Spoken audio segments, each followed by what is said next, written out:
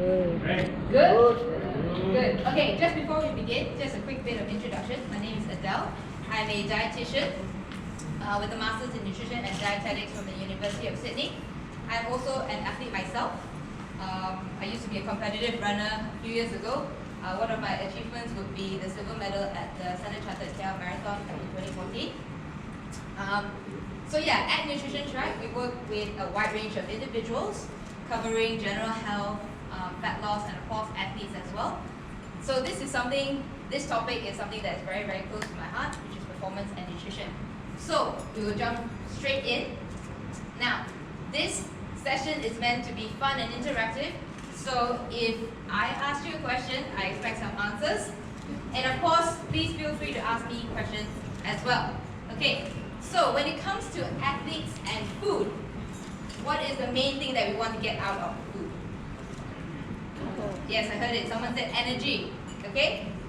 So, with that, can someone name me the 3 macronutrients? Raise your hands because there will be a prize. Anybody? Don't whisper down there. Anybody want to? Did someone say she knows here? Oh yes, okay. Carbohydrates. Yes. Protein. Yes. And fat. Awesome. You can train your prize later. So these are the 3 main macronutrients: protein, fat, and carbohydrate. There's another one, alcohol, but we won't cover that today. And as you can see down there, the values, these are the energy per gram of these nutrients. Now, protein doesn't really directly contribute to energy per se, so it's more so of fat and carbohydrates. Now, when it comes to athletes and performance, carbohydrates, the general consensus when it comes to research will still be the key main nutrient to fuel not only your muscles, but also your brain. Okay, so you need to think and you want to perform as well. So when athletes come to me saying that they want to go on a low carb diet, my heart kind of skips a beat. Okay, so with that, we are going to focus on carbohydrates.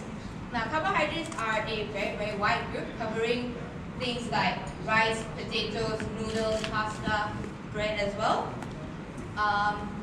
And today we have the privilege of working with US potatoes. So we will zoom in on the potato and how that can help with performance and with athletes as well. So as we've discussed, potatoes high in energy that can fuel you as you carry out your sport. It is also high in antioxidants and vitamin C. Now these are key when it comes to immunity. Now we all know athletes do need to be healthy if they want to perform. And then we have things like fiber, which is great for gut health.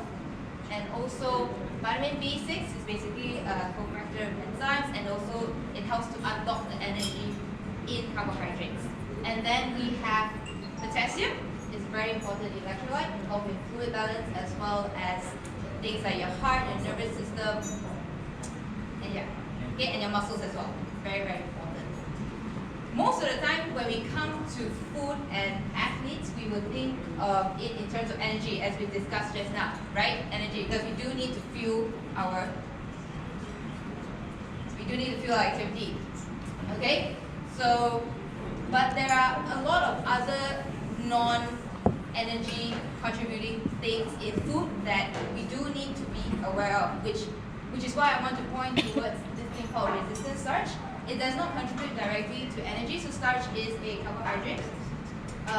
Resistant meaning, in this case, it does not get digested, so it's resistant to digestion. It passes through the gut undigested and it reaches your large intestines. That is where your gut bacteria feeds on it. And we now know there's a lot of promising research coming out with gut health and gut bacteria and how this can affect things like health, energy, mood, as well as athletic performance. So it's a very, very interesting area and something that probably athletes won't really think about as well. So just wanted to highlight this point. So your gut bacteria will feed on the starch, and then it will produce things like short-chain fatty acids, which can feed your gut cells itself, and then a lot of health benefits from there. Okay, so think of it as fiber, basically. Okay. So with that, there is a way to increase resistant starch in a cooked potato? Does anybody know how? No? Okay, so basically when you cook the potato, you actually break down the starch. But when you leave it to cool for a little while, it reforms to resistant starch via a process called retrogradation, and then you get, so to speak, more resistant starch. So a cool potato will have more resistant starch than a freshly boiled cooked potato. Okay, so maybe you can eat cold potatoes, put it in the fridge. Just a tip there. So just to sum up again why potatoes are a great option for athletes. So basically they are nutrient rich, as we have seen just now. And it's also very quick and convenient. So when I was training for my marathon, for example, I had potatoes for lunch, pre-workout, and also sometimes dinner, simply because it is very, very convenient. And it's also very versatile, as we will see later, in how we cook with this US potatoes. And also, of course, it's affordable and satiating, so it keeps you filled and satisfied. Okay?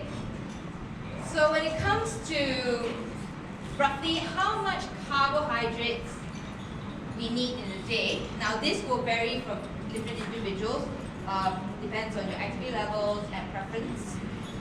But just to give you some idea, if for example your activity level is light meaning you only exercise 1 to 3 times per week, which is, I would say, quite representative of the general population. What you need to do if you want to find out how many carbs you need in a day, you take your body weight, you multiply it roughly by 2 to 3 grams, and then you get, that number you get is the number of carbs you need in a day. Okay, so we're going to use an example of a 60-kilo male and female roughly, if you're in light activity. Anybody want to guess how many potatoes does that equal to?